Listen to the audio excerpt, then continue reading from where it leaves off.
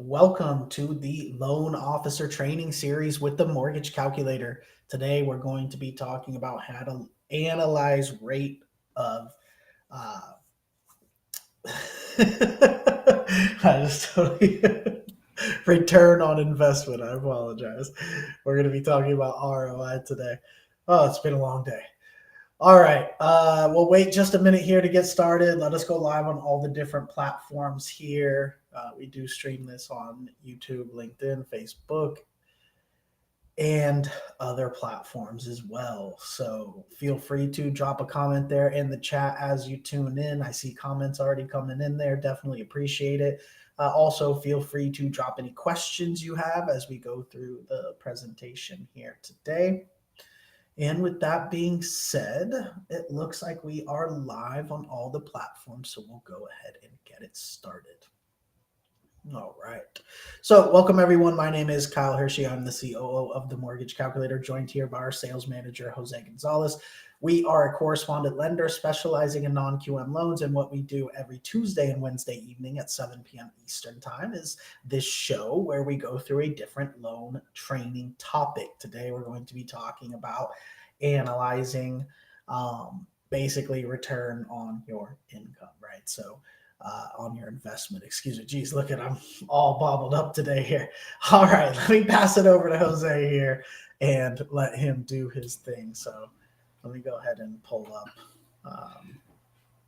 your presentation here today. All right. Good evening, everybody. Thank you for joining us for tonight's training. Now, we all mention about how we all want to be and how we all want to train everybody to be loan consultants. So this is definitely an important part of that training because, as you know, at the Mortgage Calculator, we specialize on consulting investors. Now, we originate all types of loans from A to Z, but our specialization, because it takes more of a consultant to do it, is investment properties, right? This is not a simple thing. This is not take an application and run. This is consulting your investor, helping, empowering them with information so that they can make sound investment decisions. You are a valuable member of their team. Now, that doesn't mean that you're going to like break it down like a controller with all of these ratios and stuff. But what it does mean is you need to understand the, let's say, the lingo, right? You need to understand what they're talking about, what they're asking you about when you're talking to that investor and they're talking about rate of return, on their investment, and they're talking about internal rate of return. You do not want to be looking back at them like a deer staring into the headlights of an oncoming car that's about to turn them into roadkill, right? You want to be able to be snappy with your answers right away, and give the investor, relevant information that they're going to need to properly analyze their investment and to tell you, yeah, Jose, it's a go, that application is good. And in this case, if you're their real estate agent, it's a go. And if you're their loan officer, it's a go on the loan application, right? They're going to do it. So let's get into it and see what exactly are we talking about, right? What is the internal rate of return and the return on investment? There are two different phrases, provide similar data, but I'll break it down for you now. The internal rate of return identifies the annual growth of an investment over a set period of time, I guess is what I should have added on to there. Um, the internal rate of investment is a good way to identify the return of an investment over time, not just including what the return has generated, right? The cash flow, but in real estate, what the return generated for you after the disposition of the asset and any profit also that the asset gave. So there you would take into consideration cash flow, from the asset, and then once the asset is sold, the profit that you got from that sale. All of that would be put into the formula to calculate your internal rate of return. The internal rate of return also takes into consideration the net present value of the money. So the longer that the investment is held, that diminishes a little bit because remember, the money is worth more now. What would that money have been worth 4 years from now had it been invested? That has to be taken into consideration as well. The return on investment, ROI, indicates the total growth of the investment, and for real estate is the commonly analyzed on an annual basis. Right? You want to know just the annual profit. It's pretty easy to get that one. ROI is more commonly used as it is a simpler way of determining profit without having to add the net present value of money consideration that the internal rate of return utilizes. That's what makes that calculation a little bit more difficult. The internal rate of return increases over time as the cash flow generated by the business increases. So if you analyze it just on 1 year on the overall investment, you're going to have a lower internal rate of return than if you spread it out, let's say over 3 or 4 years. You're generating cash flow from the investment for 4 years. Each year adds to the return of the investment. And then obviously, then when you sell that real estate, you would add that to the equation. And you guys will see what I mean in a minute once I show you those calculations. So, how is the internal rate of return and the ROI calculated? Well, there are many online calculators. This information here I took from an online calculator, which I'll share with you in a minute just to show it to you, but I want to go through the presentation first. But you first need to determine the net operating income and the cash flow, right? You have to be able to fill in the data on this chart, right? So your gross monthly operating income, in this case, for this particular property that I'm talking about, this is an investment property, triplex in Fort Lauderdale. By the way, it happens to be a property that I have listed for any of you investors out there. This is an amazing 3-unit, or also known as a triplex, in Fort Lauderdale, a couple of minutes away from all the action in Las Olas Boulevard, and a great area for short-term rentals. It just got licensed for short-term rentals and is being sold fully furnished. Right now, this is based on nightly projections, but pretty soon we'll have real data once we start renting it nightly. So we are assuming to get our gross monthly operating income, our average rent per night per unit. So it's average rent per night per unit. So we're looking at $250 per night times 30 nights, right? Times the number of units. So average monthly per unit comes out to 7,500 times 3 units would be 22,500. Now, best case scenario we're figuring here is 75% occupancy rate, which would mean 25% vacancy rate. So the spreadsheet calculates our total vacancy loss at 56.25.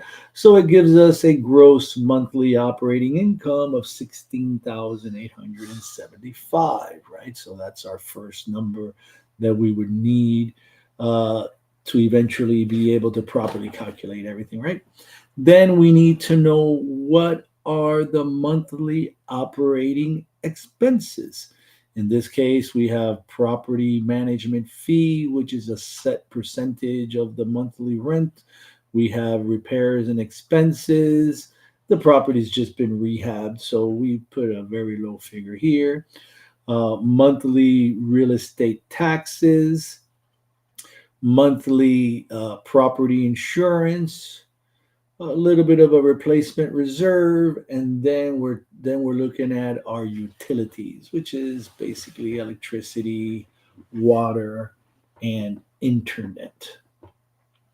So these are our monthly operating expenses. So now when we take this on an annual percentage, I mean, on an annual basis, because we need to know what is our annual net operating income, you would take the annual operating income gross, right? 202,500, which is 16,875 times 12. You would subtract the annual operating expenses to come up with our net operating income of 149,596.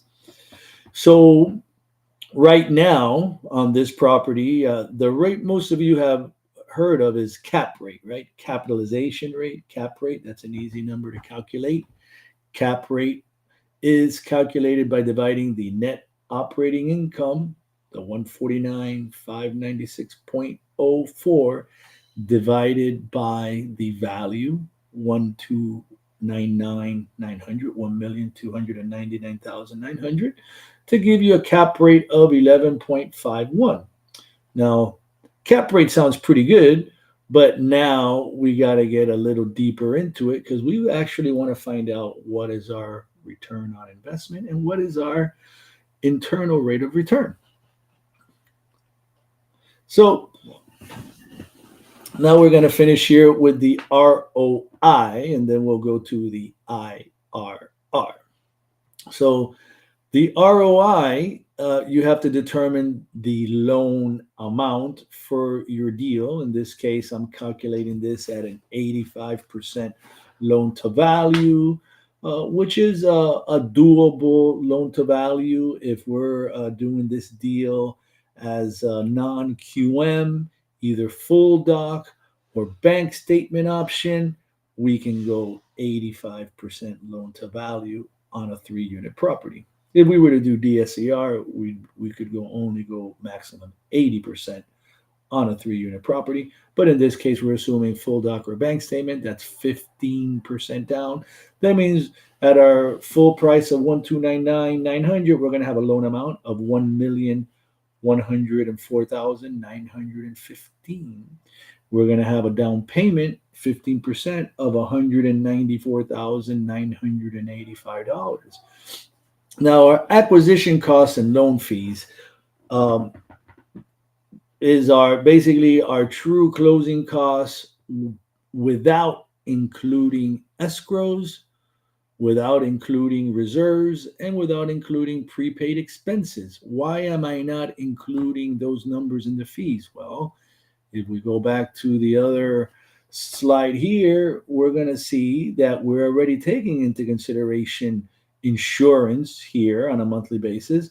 We're already taking into consideration taxes here on a monthly basis. So, when you do the loan closing, you got to prepay a certain amount of months of escrows, and you got to prepay a certain number of months of taxes, and you got to pay for the insurance, and you have to pay for the insurance policy up front for the whole year because they're not going to cover you. But that's an annualized, we annualize those expenses based on their monthly amount times 12. Hence, our property taxes are already taken into consideration here in the monthly expenses. Our property insurance is already taken into consideration here as well in our property insurance, right? So no need to have to have redundancy. And then we're calculating a 30-year loan, 30-year amortization, and a 7.5% annual interest rate. So then you'll see that we have annual interest of 82,523.22 and annual principal of 10,185.49. So our total annual debt service is $92,708.71, right? So to calculate the cash flow, which you're going to need, so then you can calculate the internal rate of return and the rate and the return on your investment. The cash flow is calculated by getting the annual net operating income minus the total annual debt service. So we go back to our other slide here. Our annual net operating income is 149,596.04, right? So we would get that number and subtract the total annual debt service to come up with our total annual cash flow of 56,887.33. Now here it says before taxes, that means before income taxes, not before property taxes. And then our monthly cash flow is $4,740.61.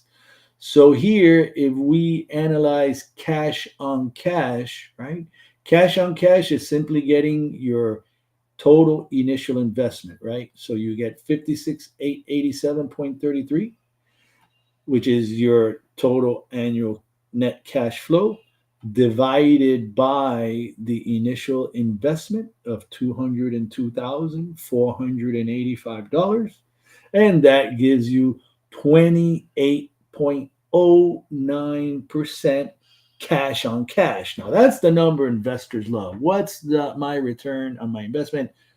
Cash on cash, right? If I put in 100 grand into this deal, what am I going to make on my money, right? Well, in this case, right, at $250 a night with a 25% vacancy or 75% occupancy, for this property with the actual taxes and the actual insurance based on an interest rate that we can actually get, you're looking at 28.09%. Not too shabby, right? So all you investors out there, you know how to reach me if you want to check out this property. Now, how is the internal rate of return calculated? Well, again, as I state here, it is best to use an online calculator for the internal rate of return due to the complexity of the formula, right? Because you're talking net present value of money, and if you're talking multiple years, you're going to get complicated. It's already built into the calculator. Now, items that you need to consider is what will affect the internal rate of return. Well, it will be affected by the term of the investment. In other words, how long the investment is for,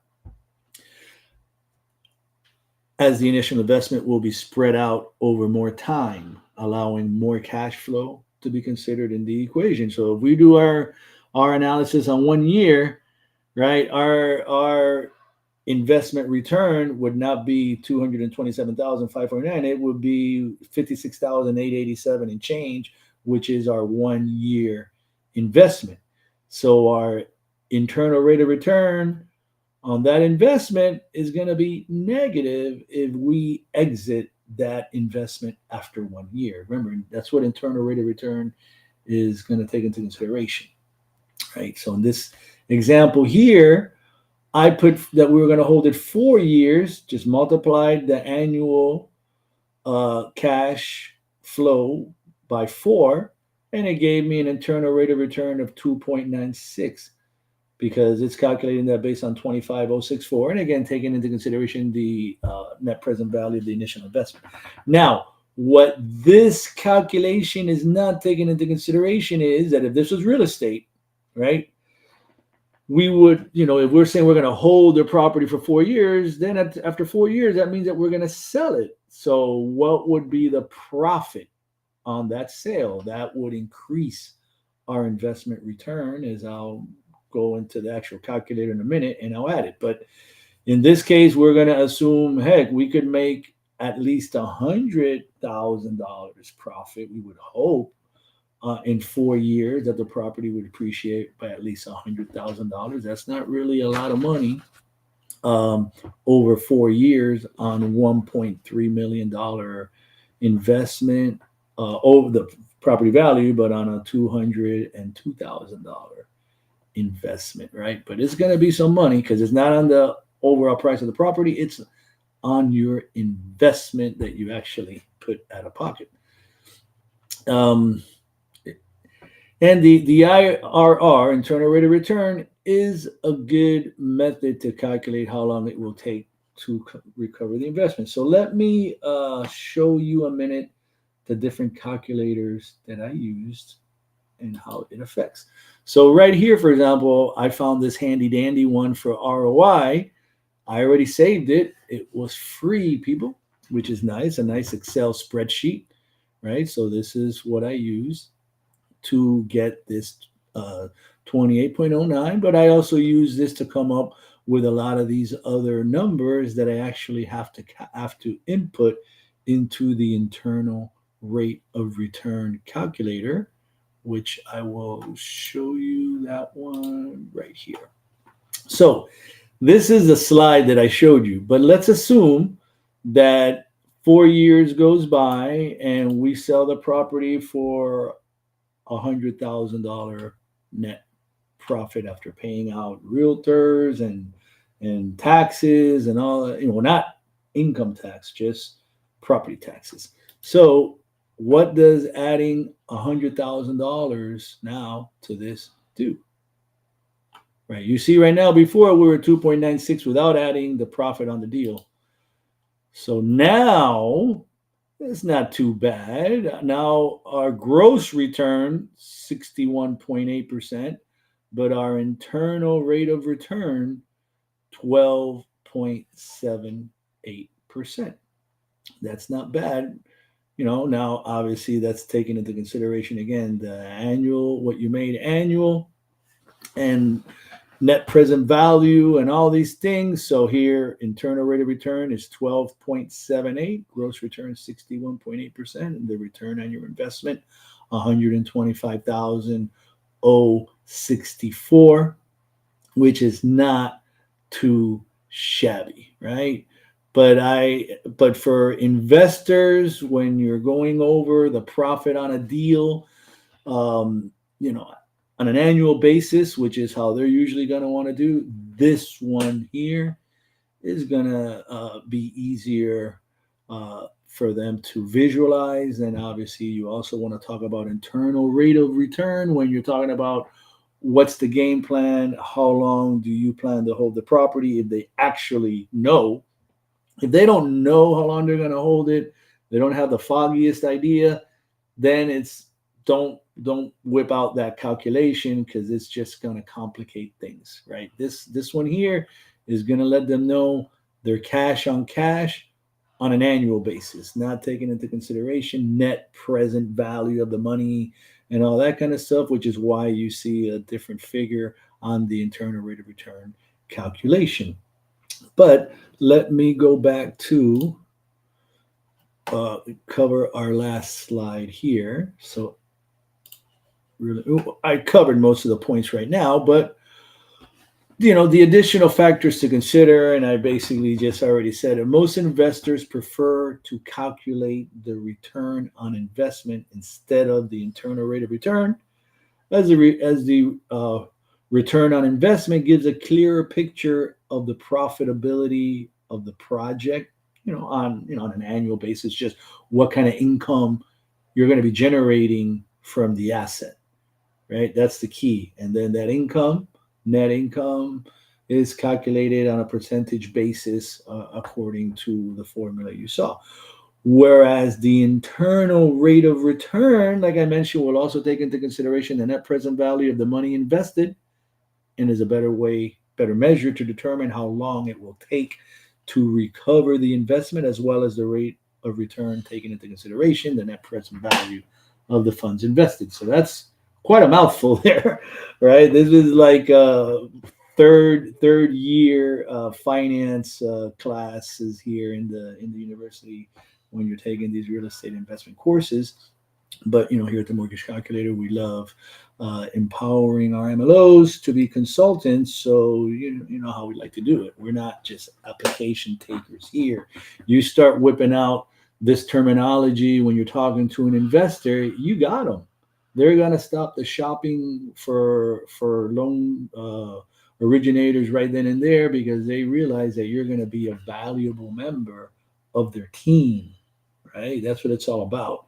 We're really big here in the Mortgage Calculator on stressing adding value to the transaction instead of being a parasite. And we all hear of, there's like, I'm in Florida, even though I'm licensed in a bunch of other states, but I think Florida has like over 200,000 licensees or something like that. So that's a lot of people.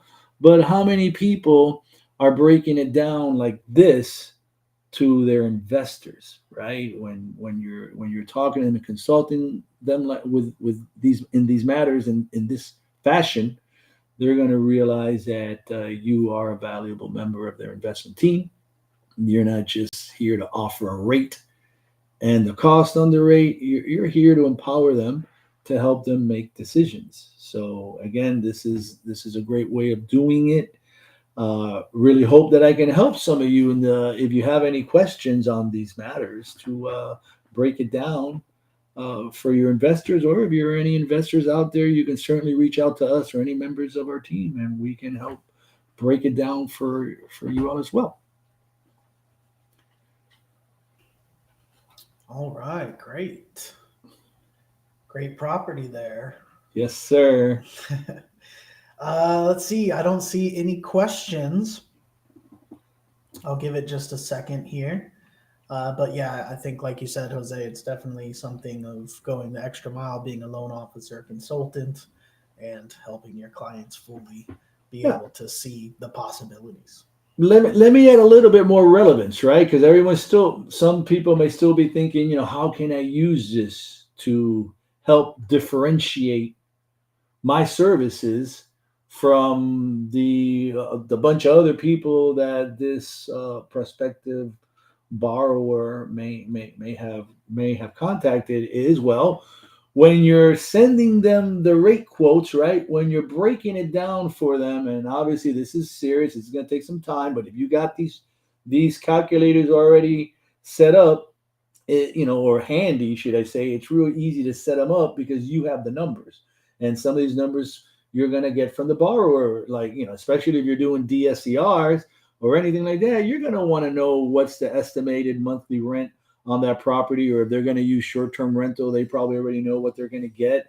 There could be an AirDNA calculation, or maybe the seller's already doing short-term rentals on the property, and you're going to have numbers, either long-term rent or short-term rent. You're going to have the income numbers, right?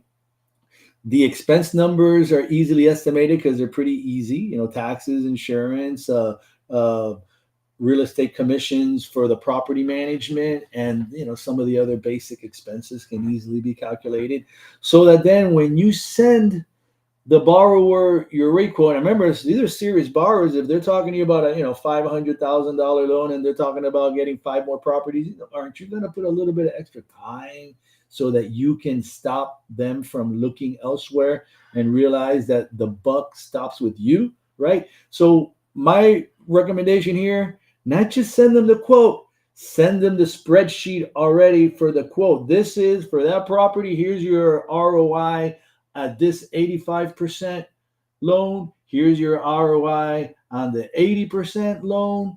Wow. They're going to say, nobody ever gave me that before. And then they're definitely going to reach back out to you so you can break it down for them. You're going to break down for them the spreadsheet. You're going to break down for them the loan. And then after that, they're going to click start my loan application and send you the deal, right? As simple as that, because you're going to break it down for them in a manner that no application taker out there is going to break it down for them, right? They're going to see the value that you bring to the table, and they're not going to want to lose the opportunity of working with you. Listen to that, right? The person reaching out for the for the loan is not going to want to lose the opportunity of working with you, because they're going to consider it a privilege that you're going to work with them as well, because they realize you're a valuable commodity, right? You're not an application taker, you're a loan consultant, and that also will result in you're not being nickel and dimed to death on the value of your services, because the value of your service is far going to exceed the cost that they're paying. That's why customarily my closings, when I do go to an in-person closing, I mean, they usually will like take me to lunch or take me to dinner, depending what time it is afterwards, because they're so appreciative of all the hard work that I put and the value that I brought to the deal. So not only do they want to make sure that I get paid, but they also want to make sure that they show their appreciation by, a little lunch or a little dinner, and then also basically tripping over themselves trying to refer me more deals. That's really what this is all about. Is about sustainability of your career as a loan officer. And if you are one and done on your deals, that's tough to always keep having to find all this new business, but it becomes a lot easier when you get new business combined with repeat, also known as referral business as well. So keep in mind what the big picture is of what we're always stressing about being a loan consultant. It's going to add profitability to your business to operate in that manner. All right. It looks like we do have a question here. The question is there a good percentage range that investors would see as favorable ROI? Wow, yeah, you never know, man. It depends on how greedy they are, I guess, But I mean, typically the phrase thrown out around a lot more with investors is cap rate, right? They're looking to get they would want at least an 8% cap rate is the number a lot of investors throw around. Because in the end, the ROI is going to depend on the investment as well as the expenses associated with investment and everything else. But you know, you definitely got to be above water. So it's really hard to answer that question, Jackie. But it would be as much as possible. They want to see as much as possible. What they really want is accurate numbers so that they can make a sound and informed decision on their investment. That's really what they want. And then if it's in their range, they'll let you know. And if it's not in their range, they'll ask you, is there any way we can tweak it? And we can tweak it a little bit with less down payment, because remember, is the return on your investment, cash on cash return. So less cash invested gives you it could give you a higher ROI, but it's going to be offset by like a little bit higher interest expense and other factors. So it's a moving target, according to what the investor feels comfortable, right? Because for example, if the investor pays 25% down, it's going to be a little bit of a difference, right? And you know what? To illustrate that a little bit better, let me, Kyle, can you go back to the screen share a minute? Okay. So in this example here, right, we're assuming a loan amount of what with 15% down, right? 1,104,915. But if I get the same scenario and I say 0.8, so 20% down, right? So I'm going to change the loan amount right here. And then I got to do the actual number. 1039920. So this changes a lot of things. It should. Okay. Well, I guess let me see where we're at. Yeah. So actually, it changed it a little bit more. Actually, got a little bit better. So look at that. So monthly cash flow, total cash flow, but cash on cash return actually went up a little bit. So that's interesting. Annual interest went down. You see, annual principal went down. Mortgage payment went down. So my annual debt service went down. So all of those downs offset the higher initial investment in down payment, but cash on cash is 30.79. Now, if you were to take this and put it into the internal rate of return, that's a different calculation. You would just transfer a couple numbers, and you would get your calculation that way. So you can see how the relationship works, and you could just be sending all those different examples to your investors. But the key is knowing how to use the tools, right? Knowing how to use the tools to differentiate yourself as an investment expert, right? So remember, we're not just interest rate, man. You don't want to just have them look at you as a $5 or $10 a month difference over the last person that they spoke with, because you're a lot more valuable than that, right? We're not an interest rate. That's just part of the equation, and that equation is in the spreadsheet, right? You're this is that part, but let's talk about the rest of the deal. And believe me, this will help immensely in dealing with the investors and having them focus not just on the rate, which obviously we can see is important for the deal, but also focusing on the big picture of the investment and of you as a valuable member of that investment team.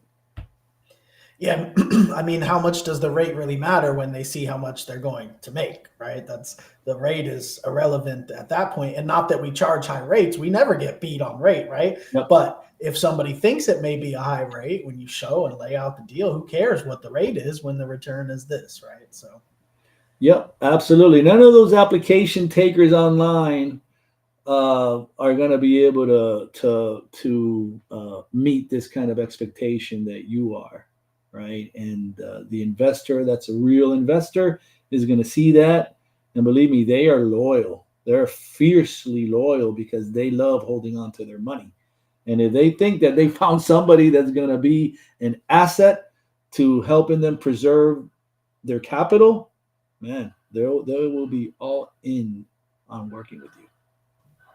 and this is the perfect type of thing to do when you know, Jose, when you get an investor and they send you that rent roll spreadsheet, you know you got something right there, right? When Right you got there, an that's investor that has a spreadsheet with all their addresses and their values and their rent amount, man, that's really when you need to start breaking out this kind of stuff because they're a serious investor. They're keeping track of all their stuff. They know their stuff, and they're probably out there talking to other people as well. It's usually one of the reasons why they have nice spreadsheets together and stuff, because they may be talking to other people. So what happens when you talk to them is boom, now you're separated from everyone else that they're talking to, and you got all the information at your fingertips because they sent you the spreadsheet. But a large percentage of the investor leads that we get that you'll talk to, they will just send you over a spreadsheet of all their properties and all their information and their rent rolls. And that's when you know it's time to really put your game face on and do things like this to separate yourself from the pack, because they're a serious investor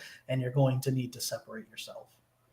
absolutely. I mean, if you get a spreadsheet from an investor with 14 properties and they're telling you when they bought it, what they bought it for, what they owe on it, the current value, their taxes, their insurance, their rent. I mean, and then the loan information. You have all the data you need. It's just a couple of minutes to plug it in to the spreadsheet and send them a couple of forecasts, and they're gonna say, "That's it. I found the guy, or I found the person to help me with what I need." Because most of them are frustrated with that. They're really looking for a valuable team member to bring into the play, and most people will not. 99%, I would say, and maybe 99.9% will not take the time to send the investor the spreadsheets. That's why there may be 200,000 licensed loan officers in Florida, but probably, I don't know what percentage of them are probably not doing anything because they're sitting there for the unicorn or whatever instead of adding value to transactions and being relevant to the transaction as well. All right. Well, we went a little while here, so I think we can go ahead and wrap it up. And I don't see any other questions here, but that was great. Appreciate everybody tuning in. Remember, Tuesdays and Wednesday nights, we do this at 7 p.m. Eastern. So we'll be back tomorrow. We have a new topic. So thank you, everybody, for tuning in. Thank you, Jose. Great presentation. We'll see you all tomorrow, 7 p.m. Eastern, for the next episode of the Loan Officer Training